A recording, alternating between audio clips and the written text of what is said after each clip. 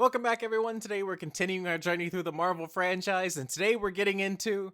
hell, it's Morbius again, isn't it? That's right, welcome back to part 2 of my Morbius mental menagerie.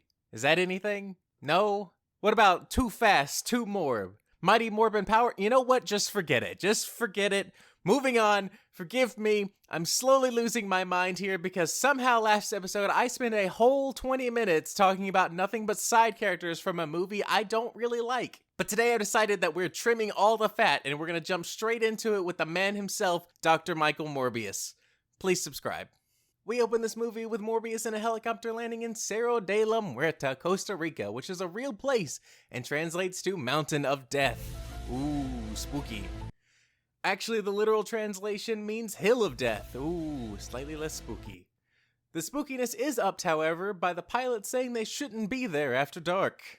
The pilot then asks Morbius, who is directing men setting up a trap in front of a cave, if he needs a doctor, to which Morbius replies, I am a surgeon! Morbius then slices his hand open to have the bats swarm towards him and his trap, cut to black, and a weird transition to Greece 25 years prior. Now already we have several issues. First, what was that transition? That's just a default fade out from black. It's jarring to say the least. Secondly, this whole opening scene only exists to show Morbius getting his bats for his experiments, which I don't think was really needed. He can just have bats for testing, let's just move it along. This would be like if the first 20 minutes of Rise of the Planet of the Apes was just James Franco and some poachers looking for chimpanzees in the jungle. So, the Mountain of Death, or Hill of Death, the not being there after dark, the spooky shots of bats are all kind of pointless setup. It didn't even smash cut to the title, which would have been a much better transition in my mind to go from the bats to a title to Greece. It would just flow better than what's actually in the movie. Thirdly, how does the pilot not know who Morbius is at all? Like, I get he's just a hired hand to fly the helicopter, but you don't even want to ask why you're taking a saw-looking trap to the mouth of a cave for a guy who can barely walk? Man gets paid not to ask questions, and I respect his dedication to his profession.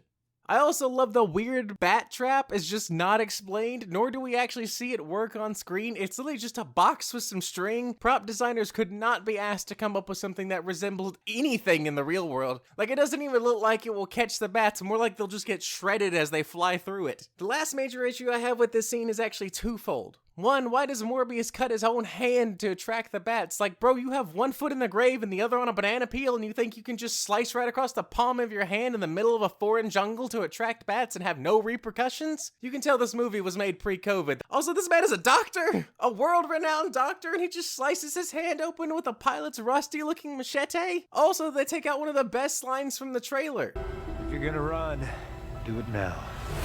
Also, just so you're all aware of the effort I put into these videos, it took me so long to make the first video that to make this video as good as possible, I rewatched Morbius again! And with having to find all the clips to use for this video and for part 1, I will probably seen this movie close to 4 times by the time it's all said and done. If me torturing myself for this movie over and over again isn't worth a like and subscribe, then I don't know what is.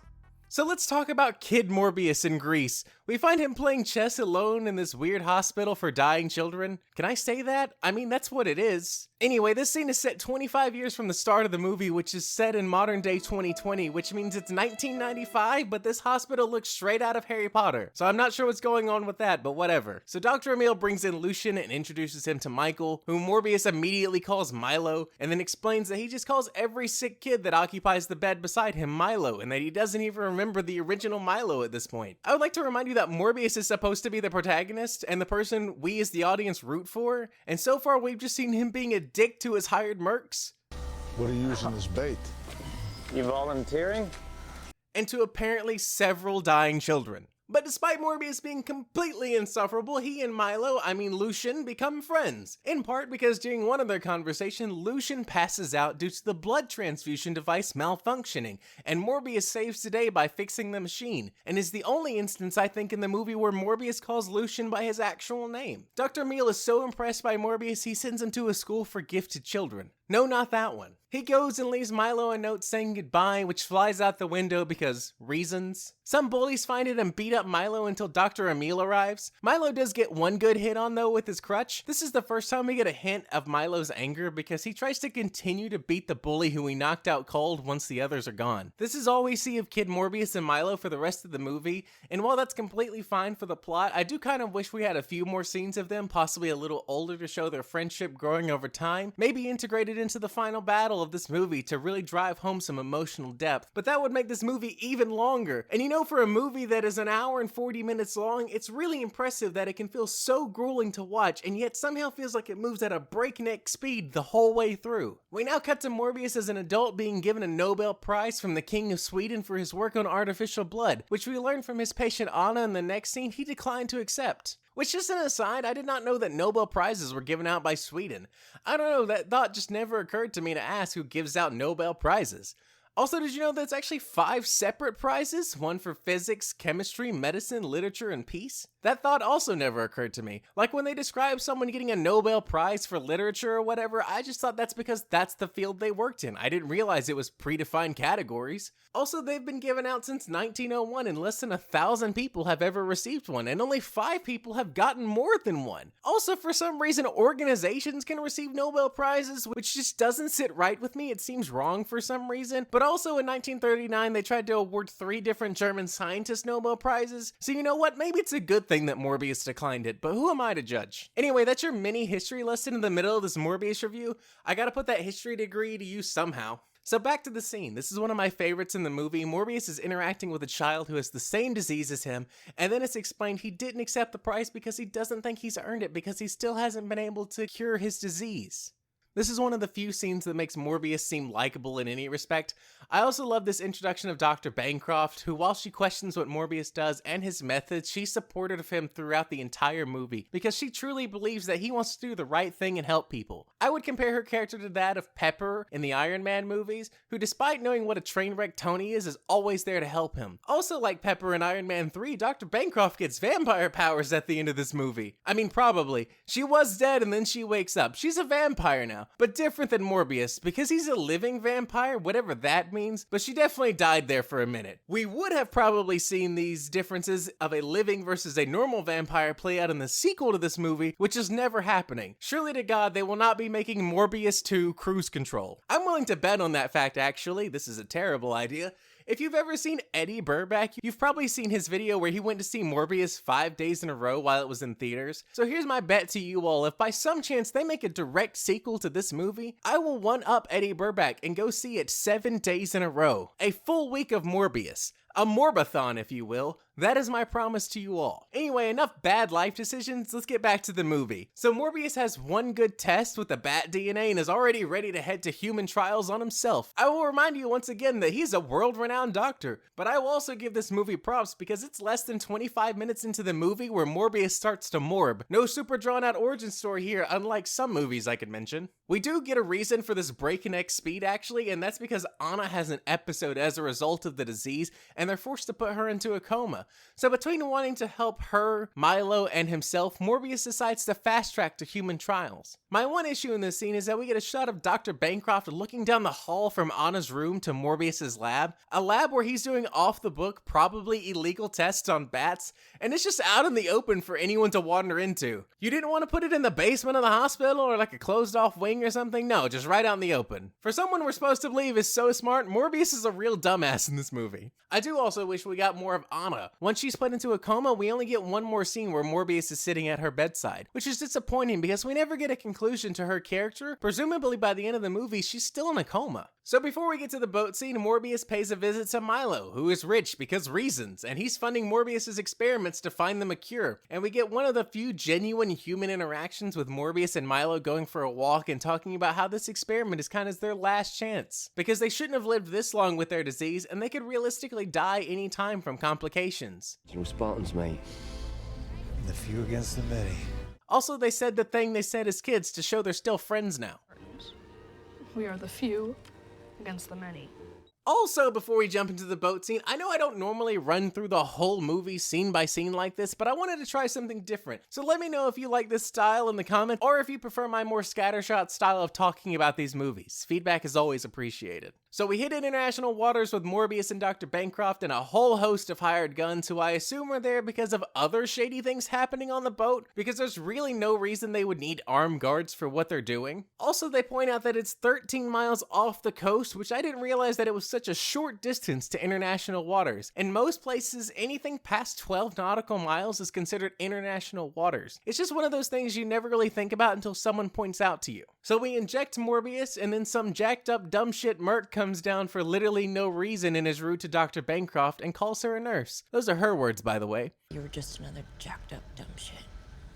Morbius decides he's gonna morb on everyone in this scene, and one of the mercs pushes Dr. Bancroft and she gets knocked out. And you know what? I'll also give props to this movie for having her go to the hospital and actually treating this like a serious injury, because so many movies play off being knocked out as just whatever, but any kind of blunt force trauma to the head can be fatal. I know I'm reaching, but I gotta find some nice things to say about this movie. We then get a pretty decent action montage, very similar to that of Batman Begins, with the hired guns being yanked into the shadows, never getting a good look at Morbius. There's this one thing I noticed, which is also pointed out in the new Rockstars video on this movie. There's one guy who gets his eyes slashed and then his throat slashed, but there's no blood shown for either attack. They literally have his beanie pulled down so you can't see where his eyes just got slashed, and he grabs his throat, but there's no sign of any injury, which is just funny because it's just so obvious in the scene. Anyway, Morbius comes to, and he is shredded now. This is more impressive than the tickets please guy though. You are like 90% cum gutter. He jumps ship literally and returns to his office to run some tests on his new abilities and starts drinking artificial blood, with the issue being it's not as effective as the real blood and doesn't last as long. Also, he swam 13 miles to shore when he could have just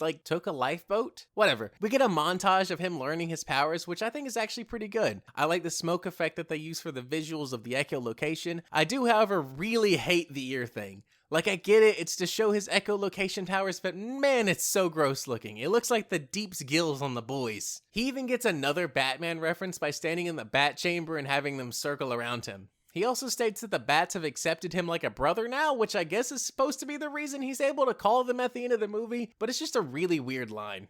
Also, Morbius wears a Casio F91, which like most Casio watches is very nice, but it's also super cheap. It's just a fun contrast to someone like Doctor Strange, who we see with a collection of very expensive watches. So Milo shows up looking for Morbius, and even after seeing how much pain Morbius is in and having to drink the blood, he still wants to take the cure because he is so afraid of dying, and he sees that Morbius is strong now, which is what Milo really wants. He wants to get back the bullies he faced his whole life. Morbius tries to convince Milo that it's a curse, but because he can't really control himself in the moment, he sends Milo away, which Morbius instantly regrets. Okay, let's fast forward a bit. A nurse from earlier in the movie ends up dead. Spoilers, it wasn't Morbius. Also, I would criticize how dark and spooky they make the hospital look when Milo is stalking the nurse, but really, if you've ever been to an actual hospital, you know they all kinda look like this. Also, when Morbius sees the dead nurse in the hallway, you can clearly see Jared Leto's actual tattoos on his chest. So the police come and take Morbius into custody, where Morbius gives the "you wouldn't like me when I'm hungry" line, which is a direct reference to the 2008 Hulk movie where Bruce Banner messes up his Spanish and says the same thing. Milo shows up at the prison, and Morbius realizes he has taken the cure when Milo leaves without his cane and does a Kaiser Sose walk out of the prison. And Milo just wants Morbius to come with him so that they can live freely, and he leaves Morbius some real blood, which Morbius uses to escape and try and stop Milo. Matt Smith absolutely kills it in the scene where he kills a bunch of cops and gives a little speech about how they've evolved, and he does a funny little dance, like a sick, twisted version of his Doctor Who. It's cheesy and it's really cringe, but it's Matt Smith and I will allow it. Remember, his pain is at 11 because he's 11. Morbius then learns to fly and runs away because he doesn't want to fight Milo because he thinks he can still save him at this point. Morbius reunites with Dr. Bancroft and steals a lab from some low-level counterfeiters, and while he redoes the lab to try and work on a way to stop Milo, we get what is maybe the weirdest scene in any superhero movie ever. Excluding the cat litter scene from later in this movie, don't think I forgot about that one. So we get a full minute of Matt Smith just dancing to the song XS by Off the Meds, a song with the only English lyric being "have sex." And this is probably a good enough time as any to mention that for some reason, even though Milo is a multi-millionaire and wears all these lavish outfits throughout the movie, he's always wearing the exact same pair of dirty gray trainers, and I don't know why. They don't even match any of his outfits. It doesn't matter. It's just a weird thing that bothers me every time it's on screen. Milo then goes to a bar and tries to live a little. He orders a Don Julio 1942 as a shot, which is a very expensive aged tequila. He's very out of place in this scene, being well overdressed, except for the shoes, of course, and ordering a shot of tequila that you would never order as a shot. He flirts with the lady at the bar who says she recognizes him and thinks that they've met before. I'm guessing because Milo is a millionaire and she probably recognizes him from TV or magazines. Read it in Cosmo.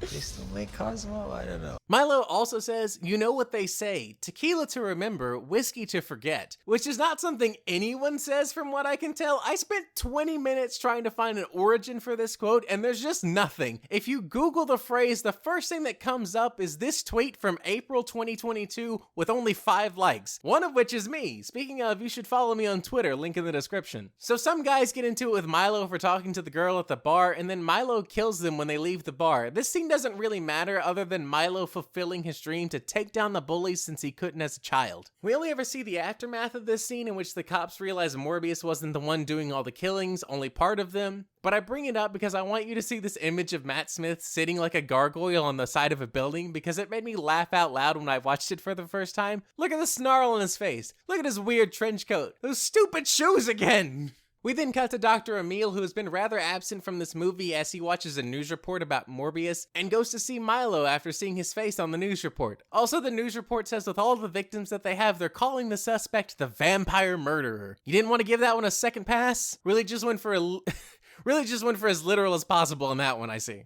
Vampire murderer. So Milo gets upset because Nicholas is afraid of him, and they get into a big argument, which Nicholas says some pretty harsh things to a man who could literally rip him to shreds at any point. The final straw is saying that whatever has happened to Milo, he's just not up to it. So Milo slices Nicholas's chest and then leaves him to bleed out. We then cut back to Morbius and Dr. Bancroft, and they are somehow back at the hospital lab and not the one Morbius just made from spare parts for some reason. Wasn't the whole point of stealing the lab because he couldn't return to the hospital? I don't know, who cares at this point, honestly. Morbius is cooking up a poison for Milo and himself because he says by tomorrow the artificial blood will stop working completely and he'll be forced to consume actual blood, and he refuses to do that. So his plan is to stop Milo before taking the poison himself. He also describes the poison as Deadly to bats, fatal to humans. You know, deadly, the 12th century word meaning likely to cause or capable of producing death, and fatal, the 14th century word meaning causing death. Completely different. This man is supposed to be a brilliant doctor, damn it, and he just keeps saying odd shit.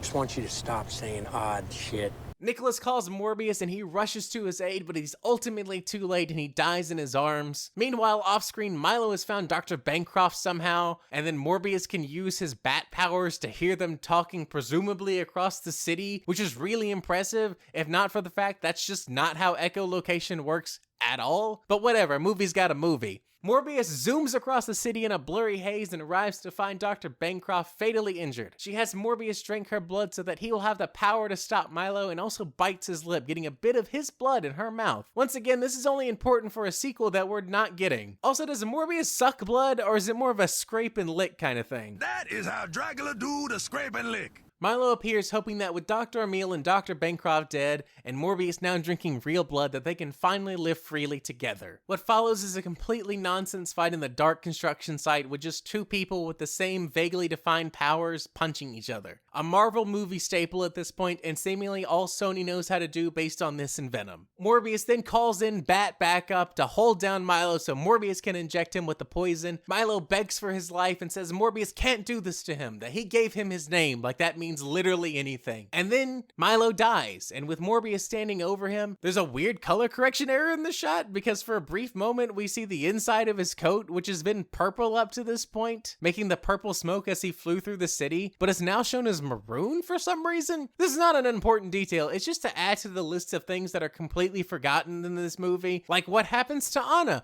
or what was the point of Tyrese's robot arm, or the second vial of poison Morbius is going to use on himself that he just doesn't, I guess? The final words spoken in this movie are Milo saying, "I'm sorry." I'm sorry too, Milo. I'm sorry I watched this movie. This movie just ends so suddenly, it's almost comedic, like the end of Monty Python and the Holy Grail. Like they just ran out of budget and called it a day. Nothing is resolved. Also, I talked about the post-credits already, but they really are just tacked on because there's nothing in the movie that even alludes to what's going to happen in the post-credits. A good post-credit either builds off something in the movie or is just a nice joke at the end. Like Kit Harington at the end of Eternals, that post-credits is a setup for the next movie. Or like the Captain America post-credits in Spider-Man, that's just a good joke. But this is just nothing. But this is just a nothing post-credits that has a high likelihood to be as relevant as the Amazing Spider-Man 2 post-credits scene. I could keep going on and on about this film. You could literally teach an entire class on how not to make a good movie with just this alone.